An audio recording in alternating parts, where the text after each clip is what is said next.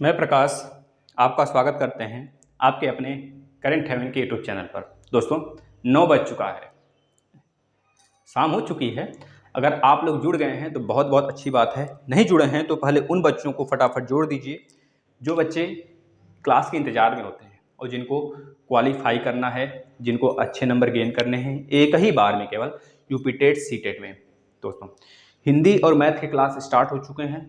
आगे जैसे ही आपका रिस्पांस हमको अच्छा लगने लगेगा, 200-300 से लाइक आने लगेंगे किसी भी एक वीडियो पे, तो आपका सारे क्लासेस जितने भी इन्वायरमेंट के हैं और जो भी क्लासेस हैं सब चला दिए जाएंगे। आप बिल्कुल निश्चिंत रहिए। दोस्तों सुबह करंट अफेयर का सेशन आता है, आप डेली वहाँ पे देखकर अपना 10 से 15 नंबर गेन कर सकते हैं। डेली देखिए दोस्तों, यहाँ पे देख सकते हैं कि आज क्लास तीसरा है आपका। क्लास 3 है। जो बच्चे पिछला क्लास नहीं देखे हैं उनसे रिक्वेस्ट है कि वो देख लें, तभी यहाँ पे उनको समझ में आएगा, है ना। तो वर्ड विचार के बारे में हम बात कर रहे थे, और वर्ड विचार में दोस्तों आज हमको वर्ड विचार में पढ़ने हैं। पहले अयोगवाह आपको बता देंगे, फिर इसके बाद वर्ड विचार में जैसे कि उच्चारण के स्थान पर जो वर्ड होते हैं, जैसे कि सघोष, अघोष, है ना, यह सारी चीज़ें हम पढ़ेंगे। अल्प प्राण, महाप्राण। तो पहले आप लोग जुड़ जाएं, जिससे कि बहुत सारे बच्चे आ जाएं फटाफट। जो बच्चे डेली रेगुलर हैं कम से कम वो तो आ जाएं। एक बार आप शेयर कर दीजिए अपने कॉलेज के ग्रुप में, और जो भी जहाँ भी आपके मित्र हैं, जिस भी ग्रुप में, आप वहाँ पे शेयर करके उनको बुला लीजिए। दोस्तों यहाँ से आपको 30 में 30 नंबर हम दिलवाने का पूरा जिम्मेदारी लेते हैं, लेकिन बशर्ते आप रेगुलर और पूरा क्लास देखिए शुरू से लेकर अंत तक। बहुत सारे बच्चे होते हैं छोड़ देते हैं बीच में क्लास, है ना। कमेंट भी जरूर करिए जिससे कि आपको लगे। एग्जाम के टेंशन में जो बच्चे बैठे हैं कि एग्जाम कब होगा कब नहीं होगा, यह बकवास की बातें बंद करें और पढ़ाई की बातें शुरू करें। अपने आप को पहले यह सोच ले कितना तैयार हैं हम, इसके बाद एग्जाम का वेट करें, ठीक है ना, तब अच्छा है। वर्ड में सबसे पहले हमने आपको एक चीज छोड़ दिया था, अयोगवाह। पहले आप यह जान लीजिए अयोगवाह क्या होता है। हेडिंग लगाइए, अयोगवाह। अयोगवाह दोस्तों ऐसा वर्ड है जो ना तो स्वर होता है और ना ही व्यंजन होता है। ऐसे वर्डों को हम क्या कहते हैं, अयोगवाह कहते हैं। केवल 2 प्रकार का होता है, अंग और अ, बस। इसमें और कुछ नहीं पूछा जाता है। और बाकी हम आपको बताएंगे जब सीरीज कराएंगे। जैसे ही एक टॉपिक 2 टॉपिक खत्म होता है ना, हम क्वेश्चन सीरीज लाने वाले हैं यूपी टेट का, तो उसमें हम देखेंगे किस प्रकार के क्वेश्चन पूछे जाते हैं। इसमें एक वर्ड भी दे सकता है, जैसे यूपी SSC का एग्जाम हुआ था और यूपी PCS का एग्जाम हुआ था, उसमें डायरेक्टली यह पूछ दिया था 5 मतलब 4 ऑप्शन दे दिया था, जिसमें एक अंग और अ थे, और 3 ऑप्शन थे जिसमें अलग अलग वर्ड थे। उसमें बोल दिया था कि अयोगवाह वर्णों को पहचानिए। अयोगवाह जो शब्द हैं, जो वर्ड हैं, वो कितने प्रकार के होते हैं, या फिर एक ही दे सकता है। जैसे अंग दे दिया ए में, क ख ग घ दे दिया, तो आपको पहचानना होगा कि अयोगवाह कौन सा है। तो ये छोटा सा क्वेश्चन है, लेकिन यहाँ से 1 नंबर आप आराम से पा सकते हैं कन्फ्यूजन दूर करके। इतनी बातें आप लिख लिए कि अयोगवाह वह वर्ड होता है जो कि ना ही व्यंजन होता है ना ही स्वर होता है, उसे ही बोलते हैं अयोगवाह। व्यंजन तो आपको पता है 33 होता है, और स्वर भी आपको पता है 11 होता है, और अयोगवाह याद कर लीजिए 2 होता है। दोस्तों हमने बताया था द्विगुण, द्वित्व व्यंजन नहीं, द्विगुण व्यंजन कितने होते हैं, 2 होते हैं। हमने बताया था दोस्तों ड और ढ, यह वाले दोनों। यहाँ से बहुत सारे क्वेश्चन पूछते हैं, तो बच्चे द्वित्व व्यंजन और द्विगुण व्यंजन में कंफ्यूज होते हैं। कंफ्यूज नहीं होना है, पिछला क्लास देख लेंगे, क्लियर हो जाएगा। दोस्तों आज हम जो पढ़ने वाले हैं, हेडिंग लगा लीजिए, हेडिंग लगा लीजिए, वर्ड का उच्चारण स्थान। वर्ड का उच्चारण स्थान। आप किसी भी एग्जाम में बैठिए, UP TET, C TET, super TET और अनेक जहाँ जहाँ पे हिंदी पूछे जाते हैं, उसके लिए बहुत ही उपयोगी क्लास है दोस्तों। वर्ड का उच्चारण स्थान, फटाफट हेडिंग लगाइए। देखिए इसमें वर्ड के उच्चारण स्थान में एक आ जाता है आपका, लिख लीजिए, एक आ जाता है घोष और एक होता है अघोष। घोष और अघोष क्या होता है, पहले उसको जान लेते हैं, उसका डेफिनेशन, फिर उसके बाद ये जो संरचना बनाए हैं ना, इसमें बहुत सारी चीज़ें हमको जानने हैं। घोष और अघोष यह केवल आपके प्रैक्टिकल पे डिपेंड करेगा।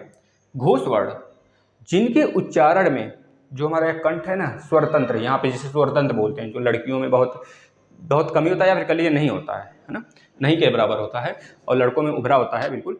तो वह स्वर तंत्र जिसकी वजह से जो आदमी होते हैं, जो लड़के होते हैं, उनका क्या होता है दोस्तों, आवाज़ मोटी होती है और लड़कियों की आवाज़ पतली होती है, स्वर तंत्र के ही कारण। इसका एक और कारण है, हम पढ़ाएंगे साइंस के क्लास में, जो कि पिच से रिलेटेड है ना, उसको कभी बात करेंगे। ये जो घोष और अघोष, घोष में दोस्तों याद रखेंगे, घोष में जिनके उच्चारण में, घोष का डेफिनेशन लिखिएगा, जिनके उच्चारण में स्वर तंत्र या फिर कंठ में कंपन होती है, जिनके उच्चारण में स्वर तंत्र या फिर कंठ में कंपन होती है, तो उसे हम क्या कहते हैं, घोष कहते हैं या फिर सघोष कहते हैं। इसको आप सघोष भी बोल सकते हैं दोस्तों, सघोष ही लिख लीजिए, सघोष या फिर घोष दोनों बोल सकते हैं। अघोष क्या होता है, जिनके उच्चारण में, ऐसे वर्ड जिनके उच्चारण में स्वर तंत्र में बिल्कुल भी कंपन ना के बराबर होता है, उसे क्या बोलते हैं दोस्तों, हम अघोष बोलते हैं। दोनों डेफिनेशन क्लियर हुआ, स्वर तंत्र में कंपन होगा, कंठ में आपका कंपन होगा, और यहाँ पे कंपन नहीं होगा। आराम से लिख लीजिए, नोट कर लीजिए, टाइम देते हैं। अब आपको यहाँ पे आ जाना है। यहाँ पे आने से पहले आप इसका नाम दे देंगे 1, इसका नाम 2, इसका नाम 3, इसका नाम 4 और इसका नाम 5। इस तरह कॉलम बना लीजिए, 1 2 3 4 5। और ये क वर्ग है, च वर्ग है, ट वर्ग है, त वर्ग और प वर्ग। ये आपको पता है क्योंकि स्पर्शी व्यंजन ही है सब आपके 25, यही है 5 × 5 25। और ऊपर देख रहे हैं उसमी व्यंजन है, और यहाँ पे अंतस्थ व्यंजन है ना, उसमी व्यंजन और अंतस्थ व्यंजन। अब यहाँ पे आपको यह डिसाइड करना है सघोष कौन सा है, घोष कौन सा है। अच्छा, क का उच्चारण करिए, क बोलिए, क बोलिए, आप पहले क बोलिए फटाफट। क में यहाँ पे कंपन आ रहा है, देखिए ज़बरदस्ती नहीं, आराम से बोलना है, जिस तरह से उच्चारण किया जाता है। तो शिक्षक बनने वाले हैं तो सही तरीका ही अपनाना होगा आपको। क बोलिए, क। तो यहाँ पे हल्का फुल्का जा रहा है, उतना नहीं जा रहा है जितना हम जाना चाहिए।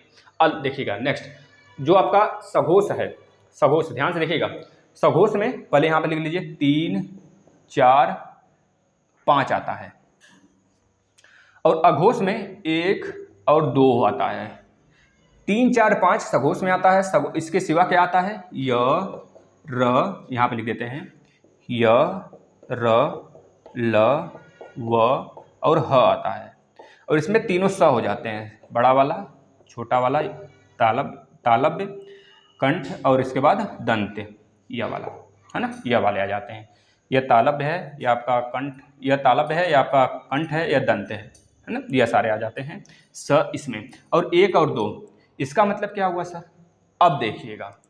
सघोष में हमने बोला कि ज़्यादा उच्चारण, पहले अघोष की बात कर लेते हैं क्योंकि आगे पहले है ना। अब देखिए क और ख, 1 और 2 की बात हमने किया, 1 और 2, ध्यान सुनिए, 1 और 2 को बोलने में ज़्यादा, अघोष का मतलब ज़्यादा स्वर तंत्र में कंपन नहीं होगा, यानी कि क ख आराम से बिल्कुल बोला जा रहा है।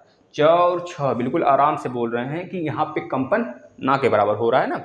अगर ट और ठ में देखें तो यहाँ पे भी कंपन नहीं दिख रहा है हमें, त थ प फ। इसी तरह जो इधर के 1 और 2 वाले हैं, 1 और 2 कॉलम हैं, वो सब के सब अघोष में हैं। कैसे इसको पहचानेंगे, इसमें अ लगा है, इसमें स लगा है, हमेशा पहले अ आता है। तो पहले जब अ आता है तो 1 और 2 वाले क्या होंगे, पहले जाएंगे, तो अघोष में जाएंगे। इस तरह आप याद कर लेंगे, यह ट्रिक थोड़ा सा है, अपने आप बना लीजिए। और जो लास्ट के 3 कॉलम हैं, ग घ अंग वाले, यह वाले ग, अब थोड़ा ग बोलिए, ग, देखिए यहाँ पे घर्राहट की आवाज़ आ रही है, ज झ आ रहा है ना घर्राहट की आवाज़। तो यह सारे के सारे जो 3 4 5 हैं, जैसे म बोलिए, म बोलिए, म, यहाँ पे आवाज़ आ रहा है घर्राहट की, भ घर्राहट की आवाज़ आ रही है, निकल रहा है साउंड। प्रैक्टिकली करिए, हम आपको रटाने की कोशिश नहीं कर रहे हैं, सिर्फ आप प्रैक्टिकली नॉलेज पे ध्यान रखिए, आप सब कुछ सीख जाओगे। यहाँ के जो 3 हैं, 3 4 5, वो आ जाते हैं हमारे सघोष में, और अघोष में 1 और 2। यह बात क्लियर हो गई। अब हम चलते हैं य र ल व, जो आपका अंतस्थ व्यंजन है, आपको पता है य र ल व होता है, उसके साथ ह ह ल वाला जो है वो आ जाएगा सघोष में। ये चीज़ें थोड़ी सी अपवाद में आपको याद रखना है ना, यही बस याद रखना है, इधर वाला याद नहीं रखना है आपको, सिर्फ यह चीज़ याद रखना है कि अंतस्थ व्यंजन और उसमी व्यंजन किस में जाते हैं, सघोष में कि अघोष में। तो याद रखेंगे पूरा का पूरा अंतस्थ व्यंजन जो है, यह ऐसे याद कर लीजिए।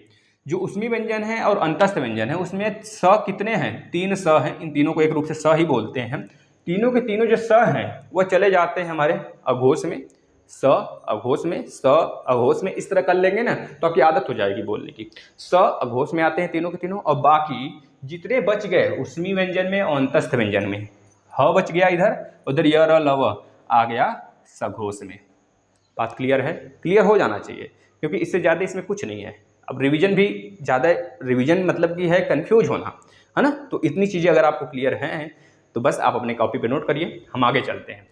अब दोस्तों दूसरी बात है, आपको याद रखना है ध्यान से, अल्प प्राण और महाप्राण, इसको लिखे रहने देते हैं ना। यहाँ पे देख लीजिए, अल्प प्राण और महाप्राण दो और होते हैं जो यहाँ से उच्चारण के स्थान पे पूछ लिए जाते हैं, है ना, उच्चारण के अनुसार। अल्प प्राण और महाप्राण, इसका डेफिनेशन क्या होगा? सेम जैसे अघोष और सघोष में था। सघोष में यहाँ पे कंपन हो रहा था, घर्राहट आ रहा था कंठ में, और अघोष में बिल्कुल नहीं हो रहा था।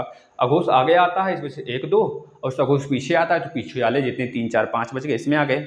जितने स वाले हैं वो सब अघोष में आ गए, और स के सिवा जितने अंतस्थ और उसमें व्यंजन बचे वो आ गए सघोष में आ गए। ठीक है ना, समझ आ रहा है?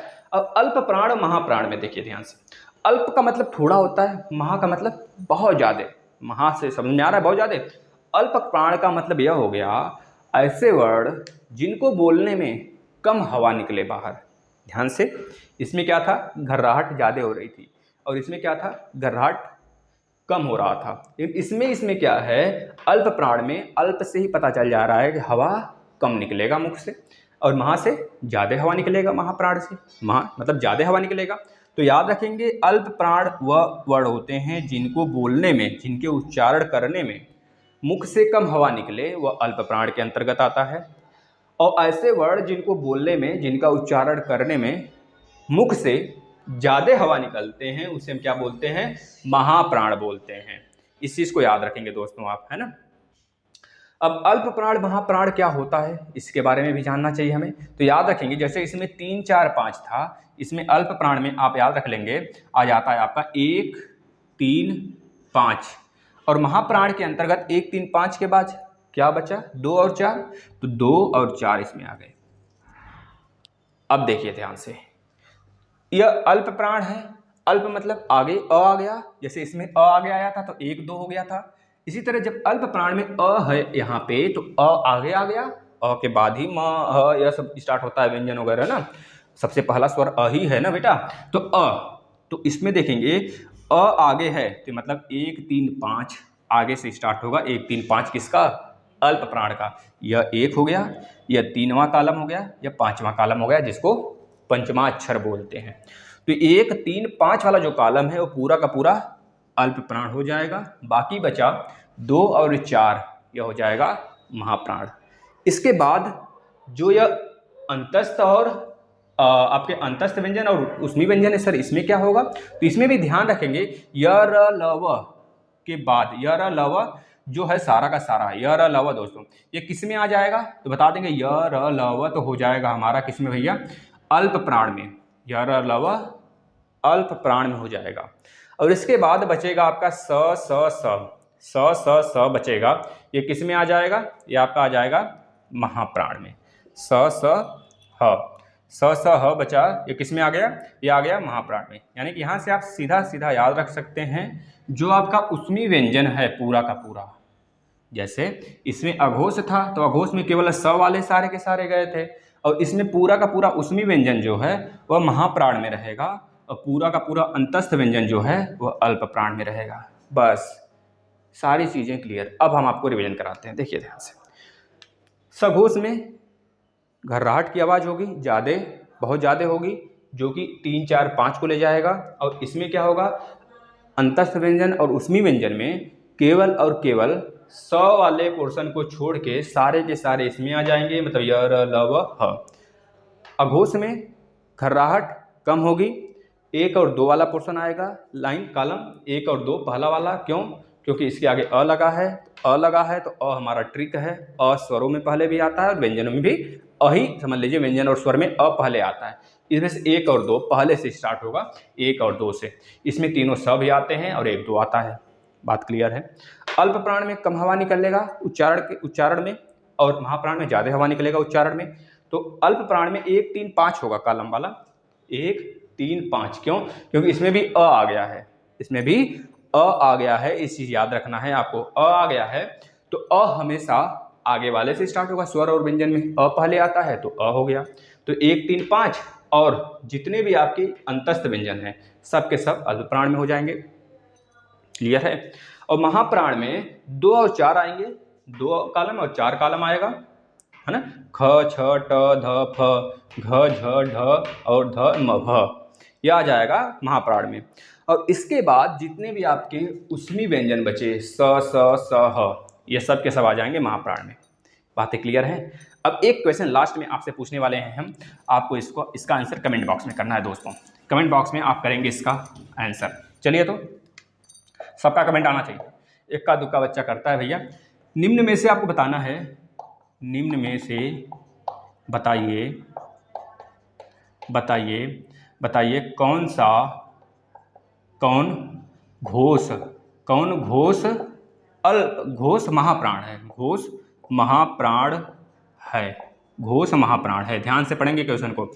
ऑप्शन नंबर ए ले लीजिए ग, ऑप्शन नंबर बी ले लीजिए अड़, ऑप्शन नंबर सी ले लीजिए ध, ऑप्शन नंबर डी ले लीजिए इनमें से कोई नहीं, नन ऑफ दीज। ये आपको करने हैं, सारे बच्चे आंसर करेंगे, केवल और केवल मानसी जी नहीं करेंगे, सारे बच्चे करेंगे। राजन, राकेश, मानसी, सारे बच्चे, डॉली, सब सारे बच्चे करेंगे। जितने बच्चे जुड़े हैं और जितने बच्चों का नाम नहीं जानते हैं सारे बच्चे करेंगे, है ना।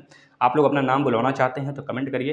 रेगुलर क्लास देखिए, जो बच्चा रेगुलर देखता है वो दिमाग में ही नहीं दिल में भी छप जाता है। दोस्तों याद रखिएगा, आपको सिलेक्शन तक हम आपके साथ रहेंगे। सुपर टेट की भी क्लास चलाएंगे, सारे यूपी टेट के क्लास चलेंगे, बशर्ते आपका रिस्पांस आना चाहिए। अगर आप रिस्पांस अच्छे देते हैं तो सारे क्लासेस हम कंटिन्यू रखेंगे। आप लोग के लिए सुबह जो जनरल जीके वगैरह पूछता है, करंट अफेयर पूछता है, क्योंकि यहाँ से इस बार 50 नंबर कर दिया गया है, चाहे सुपर टेट हो, चाहे यूपी टेट हो, चाहे UPSC, UP triple SC PET हो, उसको भी आप देखेंगे सुबह वाला सेशन। बहुत सारे बच्चे देखते हैं, आप भी रेगुलर हो जाइए। सिर्फ और सिर्फ 10 मिनट का सेशन होता है और रोज़ 6 बजे सुबह आ जाता है। और यह सेशन हिंदी का रात में 9 बजे होता है, आपको पता होना चाहिए। और मैथ का सेशन जो यूपी टेट का है दोस्तों, वह रोज़ सुबह 11 बजे होता है। तो आप तीनों टाइम को ध्यान से दिमाग में गांठ बांध के रख लीजिए, और बाकी सोचना कैसे पढ़ाना है, कैसे आपको सिलेक्शन दिलाना है, ये हमारे ऊपर है। तो दोस्तों आप लोग हमारा साथ बनाए रखेंगे, ज़्यादा से ज़्यादा बच्चों को जोड़ें, जिससे कि अभी हमारी फैमिली छोटी है, लेकिन खैर आप लोग की सहमति से आप लोग चाहेंगे तो बड़ी हो जाएगी। अगर आप लोग को अच्छा लगता है तो आप लोग बड़ा कर सकते हैं दोस्तों। धन्यवाद।